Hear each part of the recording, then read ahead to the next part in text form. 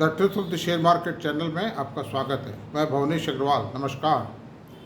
हमने अब तक मैं करीब 106-7 वीडियो डाल चुका हूँ और मेरा टारगेट है डेली एक वीडियो डालना, और अब हो सकता है 2 भी डालूँ।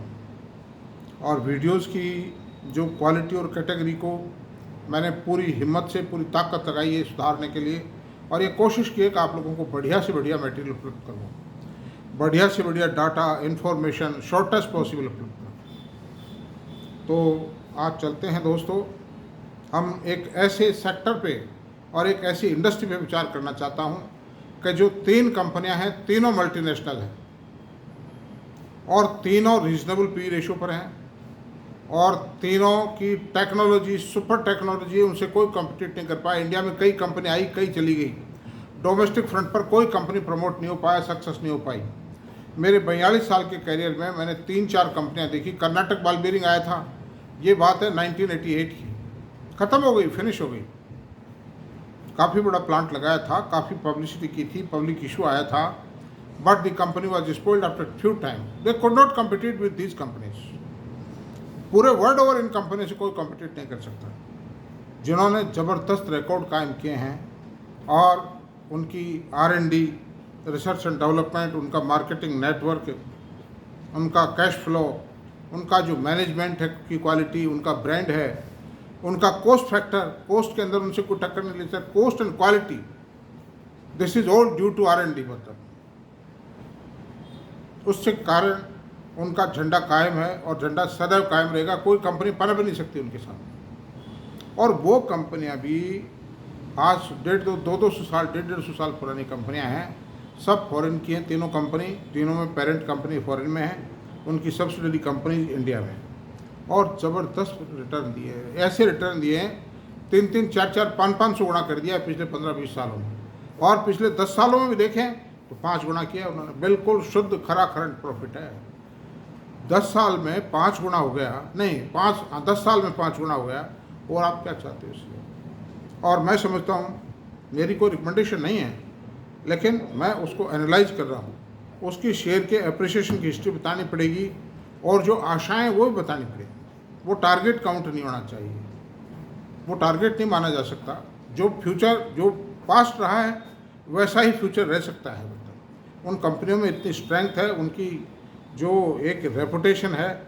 मैं हमेशा ये कहता हूँ, उन कंपनियों में इन्वेस्ट कीजिए जिन कंपनियों में ब्रांड वैल्यू हो, मार्केट में ब्रांड चलता हो, जिनका मैनेजमेंट सुपरलेटिव मैनेजमेंट हो, जिनकी R&D हो, जिनके पास में जिनका मार्केटिंग नेटवर्क हो, जिनमें ग्रोथ हो, brand growth, management and technology, ये 4-5 पॉइंट मेरे बिल्कुल परफेक्ट पॉइंट हैं। उसी हिसाब से हम चलेंगे और आज चर्चा करेंगे ऐसी कंपनियों में जो पिछले 1.5-2 साल से डल चल रही थी। 2 साल, पौने 2 साल से डल थी वो कंपनी। ऑटोमोबाइल बूम के बावजूद भी वो कंपनियां डल थी। रेलवे के अंदर बूम थी, दुनिया भर के कोचेज बन रही थी, उसके बावजूद भी बूम थी, वो डल थी वो कंपनी। बट डल का मतलब ऐसा नहीं था वो कंपनियां कोई, उनकी प्रॉफिटेबिलिटी बहुत ज़्यादा गिर गई थी, वो एक लेवल पे आके रुक गई थी, स्टेबलेट हो गई थी, कंसोलिडेट कर रही थी, क्योंकि उन्होंने उससे पहले, आज के 2 साल पहले के पहले वाले 3 सालों में ज़बरदस्त ग्रोथ दी थी, तूफान ला दिया था।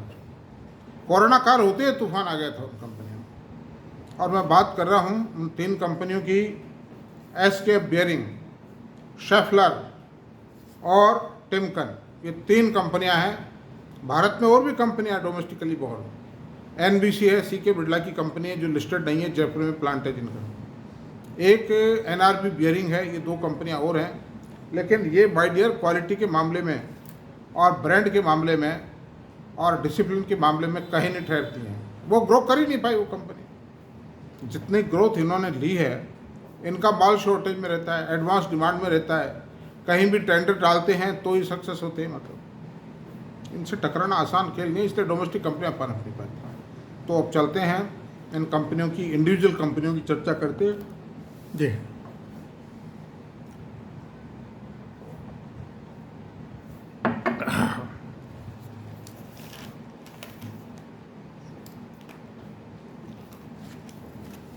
SKF बेयरिंग एसके बियरिंग का मार्केट कैप है 27,627 करोड़। पिछले एक साल में इनका हाई लो रहा है 4,024 से 7350 रुपये पहुँच गई। 10 पेड ऑफ शेयर है ये मतलब। और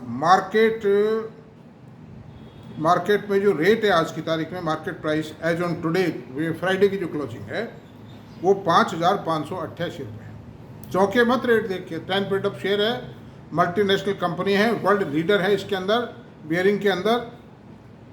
प्राइस अर्निंग ये पी 50.61, 50 का पी रेशो मल्टीनेशनल कंपनी का हाई टेक्नोलॉजी के अंदर कोई ज़्यादा नहीं है इस बाजार में, और ज़्यादा क्या इससे नीचे जाएगा नहीं, मतलब मैं आपसे अश्योर कर सकता हूँ।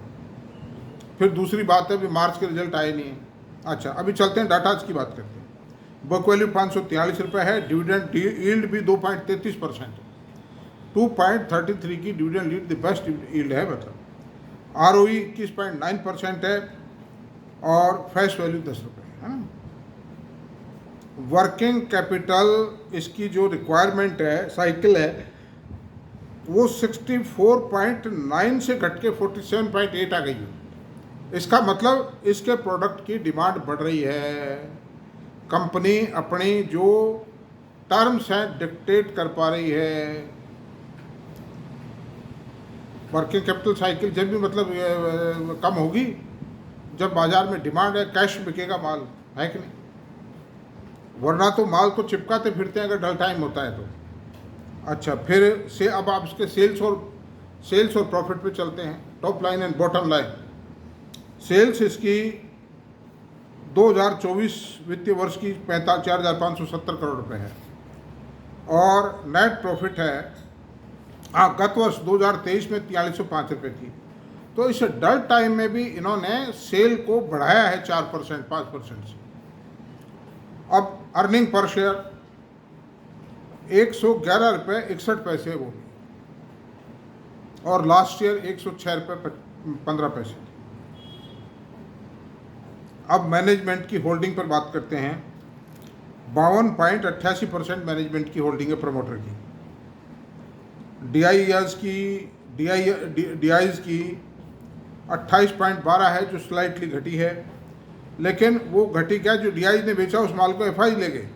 FIs की होल्डिंग 7.93% है। जितना माल बेचा DIs ने FIs ले गए उसको, हाथों हाथ, कोई छोड़ने का काम नहीं है।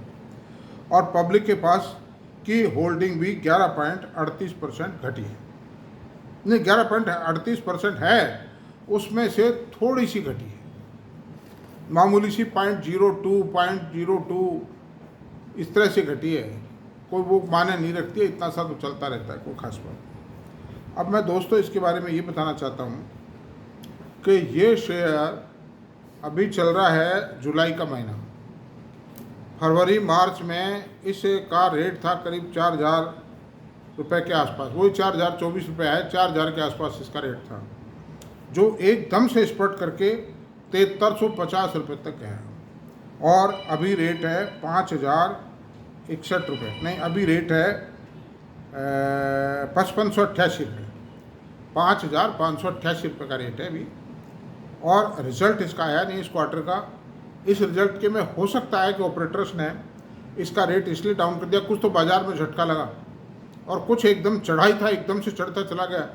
तो ये सारी स्थिति तो, लेकिन मैं जहाँ तक समझता हूँ, इसने मार्च 2024 के रिजल्ट में ये इन्हें दिसंबर ईयर एंड होता है जो पिछला क्वार्टर, उसमें ये पिछले क्वार्टर में ये इंडिकेशन दे दिए थे कि अब हम राइज करने को तैयार हैं। कंपनी की वर्किंग में भी आ गए थे क्वार्टरली रिजल्ट्स में, स्लाइट आया था, स्लाइट जो टल पड़ा था। हम मतलब राइज करने को तैयार है। इसलिए इन कंपनियों में कहीं कोई घाटा नहीं है। ये कंपनियां कभी लॉन्ग टर्म इन्वेस्टर को, मीडियम टर्म इन्वेस्टर को कभी लॉस नहीं देती हैं। ये बिल्कुल ऐसी चीज़ें हैं जैसे आप सोना खरीदते हो ना। एक आदमी कहता है, साहब एक आदमी सलाह दे रहा था एक आदमी को, यार तुम्हारी डॉटर के लिए तुम सोना अभी खरीद लो ना, अभी तो सस्ता है। तो मेरे से रहा नहीं गया, मैंने ये कहा कि तुम एसके बियरिंग का शेयर खरीदो नहीं यार, हैं डबल सोना आ जाएगा, ट्रिपल सोना आ जाएगा इसके इसमें पैसों। 8 साल पड़े अभी तो। And the fellow agreed. तो ऐसी सूरत है, इसलिए इनमें कोई रिस्क फैक्टर नहीं होता है। और आदमी क्या है, जल्दी पैसा कमाना चाहता है, उसके चक्कर में चाहे जो गलत सलत चीज़ें खरीदता था सस्ती देख करके कि सस्ती है। एक आदमी का मैसेज आया मेरे पास, एक साहब 500 रुपये से नीचे का शेयर बताओ। अरे भाई 500 शेयर 5000 से मतलब नहीं, शेयर बोलो जिसमें ग्रोथ है, जिसमें ग्रोथ है, मैनेजमेंट साउंड है, जिसका ब्रांड है, टेक्नोलॉजी है, उन शेयरों में लगाओ यार पैसे हैं। तो खैर ये बात है, इसलिए एसकेप कंपनी कभी घाटा नहीं देती किसी को, शेयर होल्डर्स को। और बाकी ट्रेडर्स और पंटर्स और ये जो ऑपरेटर्स ये तो फिरते कुटते रहते हैं, इनका कोई खास बात नहीं। अब शेफलर की बात करते हैं, जो second largest company of the world है। एसकेप फर्स्ट लार्जेस्ट थी, शेफलर सेकंड लार्जेस्ट कंपनी है, जर्मनी बेस है। एसकेप का बेस ऑस्ट्रिया था, ऑस्ट्रिया ही था ना, स्वीडन था, सॉरी, ये स्वीडन की कंपनी है। और एसकेप और Schaeffler German company. Germany is very advance in engineering, mechanical engineering में तो उसका कोई जवाब नहीं है मतलब। तो इसके भी फिगर्स की बात करते हैं। ये इंडिया की सबसे लार्जेस्ट कंपनी, इसका मार्केट कैप है 60,502, 2 पेड अप शेयर है। हाई लो की बात बताता हूँ, 2612 से 4951 तक गया इस 52 वीक्स में। और अभी प्रेजेंट रेट इसका 3871 रुपये है। तो ये बहुत शानदार चीज़ है। और ये बियरिंग के अलावा ये और भी कुछ ऑटोमोबाइल की और एसेसरीज बढ़ाती है इनकी, लेकिन इनकी क्वालिटी वगैरह ये सब लाजवाब है, मतलब ये बियॉन्ड क्वेश्चन है। उस प्राइस अर्निंग रेशियो 65.7 है, बुक वैल्यू 308 रुपये है, डिविडेंड यील्ड 0.67 है, ROE 20, रिटर्न ऑन इक्विटी 20% है, एसकेप से कम है। और डिविडेंड यील्ड एसकेप से कम है, बुक वैल्यू भी एसकेप से कम है, प्राइस अर्निंग रेशियो 65.7 है, वो भी एसकेप से ज़्यादा है। वर्किंग कैपिटल 64.9 से घट के नहीं, ये नहीं है, ये 55 डेज है। इसमें कोई बढ़त नहीं आई है, चूँकि ऑलरेडी कम था, 55 डेज ऑलरेडी कम था। सेल, अब इसके टॉप लाइन बॉटम लाइन को देखते हैं। सेल आई है पिछले वित्तीय वर्ष 24 की 7382, 7382 crore, the largest among the bearing industry in India. Exporter भी है, बहुत बड़ी एक्सपोर्टर है। और पिछले साल की सेल थी 7226 करोड़। ईपीएस आई है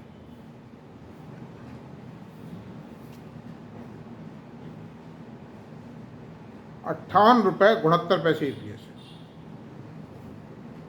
लास्ट ईयर 58 रुपये 16 पैसे।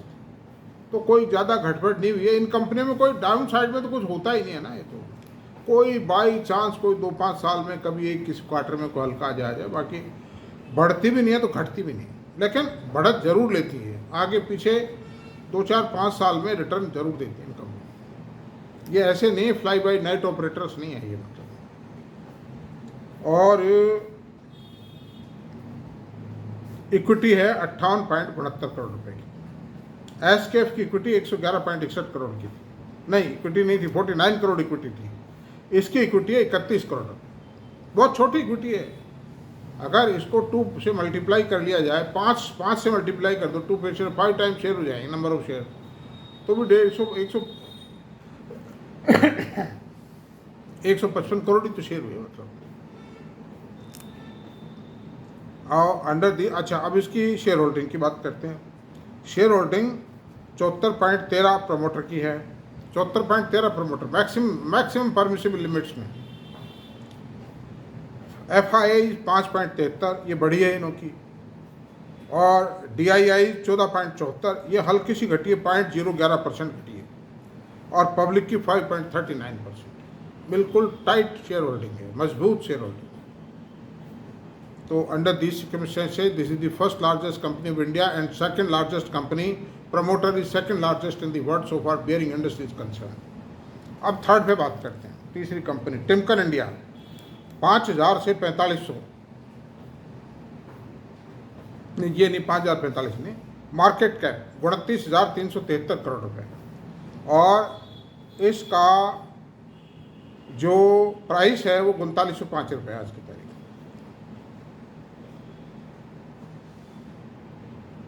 नहीं 4500 नहीं है, अब बताते हैं। अब ये इसका मार्केट कैप 29,373 रुपये था, मार्केट प्राइस 4505 रुपये है और इसका हाई 52 वीक हाई लो 4818 से 2490 का रेट तय किया है, रेंज में रहा है। प्राइस अर्निंग रेशो 74.9 है, हाईएस्ट इन द इंडस्ट्री। तीनों कंपनियों में सबसे हाई पी रेशो इसका है। बुक वैल्यू 321 रुपये है। डिविडेंड यील्ड कुछ नहीं है। ROE 17.6% है। रिटर्न ऑन कैपिटल वो भी कम है दोनों कंपनियों से। फेस वैल्यू 10 रुपये है और वर्किंग कैपिटल इसमें डिस्क्लोजर है नहीं। सेल, अब टॉप लाइन बॉटम लाइन की बात करते हैं। सेल 2910 करोड़ रुपये, पिछले साल 2807 करोड़ थे और प्रॉफिट है 391 करोड़ रुपये, लास्ट ईयर 392 करोड़ रुपये। तो कोई ज़्यादा गड़बड़ नहीं हुई प्रॉफिट में तो। और इक्विटी है 75 करोड़। अब इसकी प्रमोटर की होल्डिंग है 51.05 करोड़ %। और FI की होल्डिंग है 12.53%। DI की होल्डिंग है 28.57% जो बढ़ी है और मैनेजमेंट की 57 समथिंग थी जो 6% घट गई है अभी, और हाथों हाथ उसको DIFI ने ले लिए। और पब्लिक की 10.84% होल्डिंग है। तो अंडर दिस सर्कमस्टेंसेस तीनों कंपनियों, ये भी यूरोपियन कंपनी है, तीनों कंपनियों का कंपैरिजन करने के बाद हम इन दो कंपनियों को ज़्यादा बेटर पाते हैं, SKF और शेफर। ये दोनों कंपनियों के बारे में मेरा सुझाव ये है कि आप अपने फाइनेंशियल एडवाइजर से बात करें और इनको खरीदना न खरीदना ये आपका निर्णय है, मेरी कोई रिकमेंडेशन नहीं है, मेरा खाली एनालिसिस था। बाकी ये रिजल्ट ओरिएंटेड कंपनीज है, इन्वेस्टर को कभी डुबोती नहीं। मल्टीनेशनल कंपनीज हैं, वर्ल्ड में इनकी रेपुटेशन है, वर्ल्ड में ब्रांड चलता है, वर्ल्ड में टेक्नोलॉजी है, रिसर्च एंड डेवलपमेंट बहुत स्ट्रॉन्ग है। तो अब आप ये आज का काम पूरा हुआ। Thank you. मेरा वीडियो अगर पसंद आया हो तो प्लीज़ सब्सक्राइब करें, लाइक करें, शेयर करें, कमेंट करें, मैसेज करें। Thank you very much. कल मिलते हैं।